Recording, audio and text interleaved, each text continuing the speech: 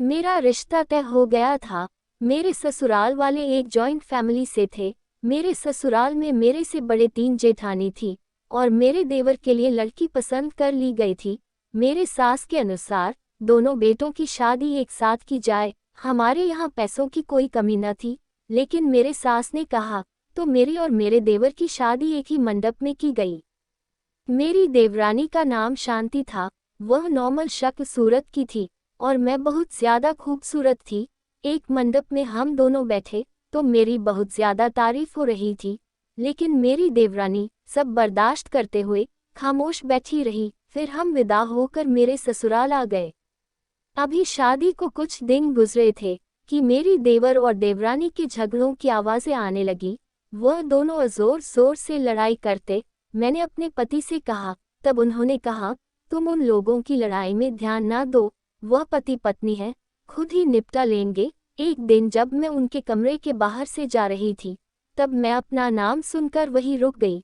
मेरा देवर लड़ाई में मेरा नाम लेकर मेरे देवरानी को कह रहा था कि तुम अभी की तरह सच संवर कर रहा करो।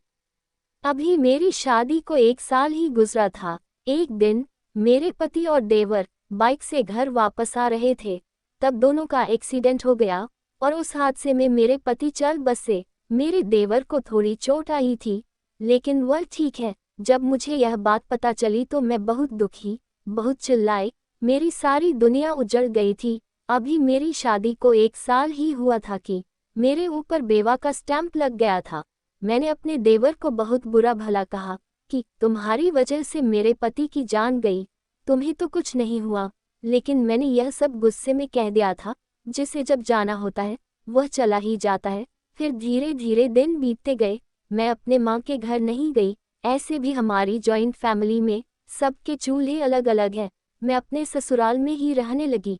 कुछ ही दिन बीते थे कि मेरी देवरानी ने मेरे सास के सामने मेरी और मेरे देवर की शादी की बात रखी। मेरे ससुराल में सब राजी हो गए, यहाँ तक कि मेरा देवर भी राजी हो गया। अब जब सब राजी हो गए तो मुझे क्या प्रॉब्लम होती, मेरी तो जिंदगी संवर रही थी। मैंने भी हाँ कर दी। इस तरह मैं अपने देवर की जिंदगी में बीवी बनकर आ गई और अपने कमरे में ही रहने लगी। मेरा पति मेरे कमरे से जाता ही नहीं। मेरी सास मुझे समझाती कि देखो तुम्हारी देवरानी की सौतन जरूर हो, लेकिन उसने अपने पति की जिंदगी में तुम्हें शामिल किया है, इसलिए उसका एहसान जिंदगी भर रखना। मैंने अपने सास से कहा कि मैं तो अपने पति को बहुत कहती हूँ, अपने बीवी के पास जाओ। अब वह नहीं जाते तो इसमें मेरा क्या कसूर। मैं और मेरी देवरानी एक दूसरे के साथ बहुत अच्छे से रहते। मेरी देवरानी मुझे रोज रात में अंडा पराठा और दूध लाकर देती। पहले दिन जब अंडा पराठा और दूध लाकर दिया तो मैंने उससे कहा यह सब किस लिए। तब उसने मुझसे कहा इसे खाओ और जल्दी से मेरे पति को वारिस दो। तब मैंने उससे कहा तुम भी तो वारिस दे सकती, यह सब तुम खाओ। तब उसने मुझसे कहा मैं भी रोज यही सब खाती हूँ, ऊपर वाले ने चाहा तो मैं भी बहुत जल्द माँ बन जाऊंगी। फिर यही रूटीन चलने लगा। अब हम दोनों बहुत अच्छे दोस्त बन गए थे। वह मुझे रोज दवाखाने में चेकअप के लिए ले जाती और हम इस बहाने थोड़ा घूम भी लेते। एक दिन जब डॉक्टर के पास गए तो हॉस्पिटल की लाइट चली गई और डॉक्टर और मेरे पास आई और मेरे कान में कहने लगी कि आज उसे नींद की दवा मत खिलाना, और वह अपनी जगह वापस चली गई। मैं बहुत परेशान हो गई।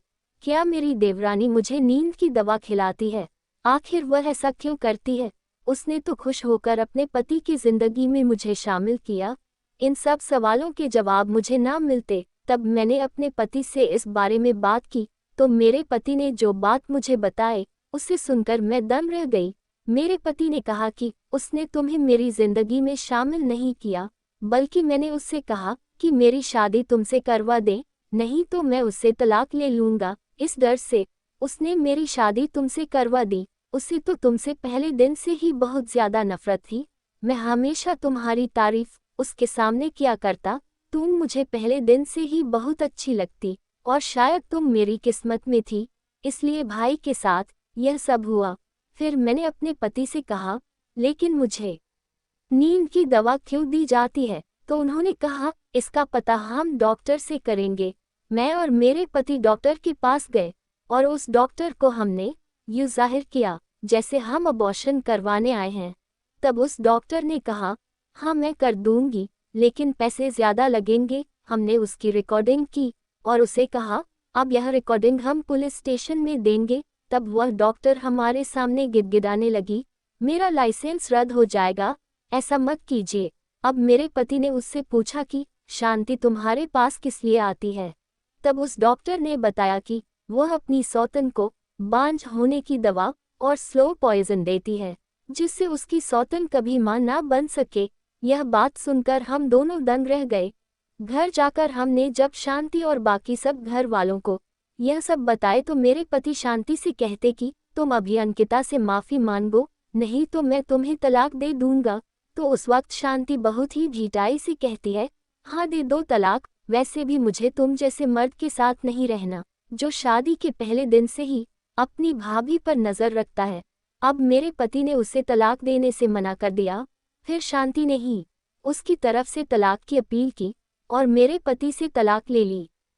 अब शांति मुझे जो शहर देती थी, मुझे डर था कि उसकी वजह से मैं सच में ही कभी मां ना बनी तो, लेकिन ऐसा ना हुआ। ऊपर वाले ने मुझे 4 साल में 2 बच्चे दे दिए, एक बेटा और एक बेटी। अब हमारी जिंदगी बहुत खुशहाल है। मेरे पति मुझे बहुत ज्यादा चाहते हैं। इस तरह की कहानी, कोट्स और जोक्स सुनने के लिए चैनल को लाइक, शेयर और सब्सक्राइब जरूर करें और घंटी के आइकॉन को दबाना ना भूलें।